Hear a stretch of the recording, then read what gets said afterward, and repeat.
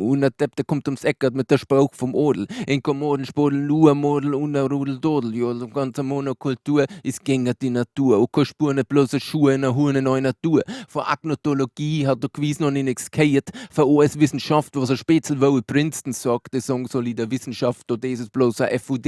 Ein schmeuter Lacker Marketing, ein veterinärer Rebranding. Will man's homogenisieren, dann man's besser kontrollieren. Sie Staaten simulieren für eine Massenpolitik. Will man's homogenisieren, dann man's besser kontrollieren. Sie Staaten simulieren für eine Massenpolitik.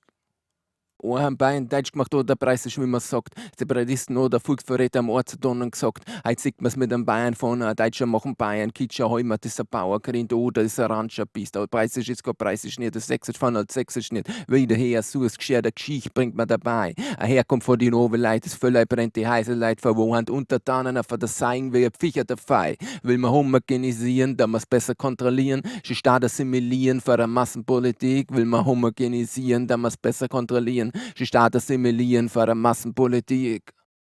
Bis katholisch oder deutscher gemacht, das alles wird verumbestimmt. Der Boje Hand, der Költen gewinkt, der Gel und Finger Sweben fürst. Ist ein bisschen übertrieben, shit, der Rose mies hier, epistemisch in der Kirn und ein Gspier vermaschkerieren. Bringt der Hitz der nieder, das Sieder, dass man der Tiere dat. Blitzt der Bläsch ist nieder, der wieder, dass man der Zieder dat. Shit es nieder, Schievel, der Kiewel wirst weggerissen, fei, putzt wird ein Kiewel, vor Oma der Bomben geschissen, kite. Will man homogenisieren, dann muss besser kontrollieren. Sie Staaten simulieren für eine Massenpolitik. Will man homogenisieren, dann muss besser kontrollieren. Sie Staaten simulieren für eine Massenpolitik.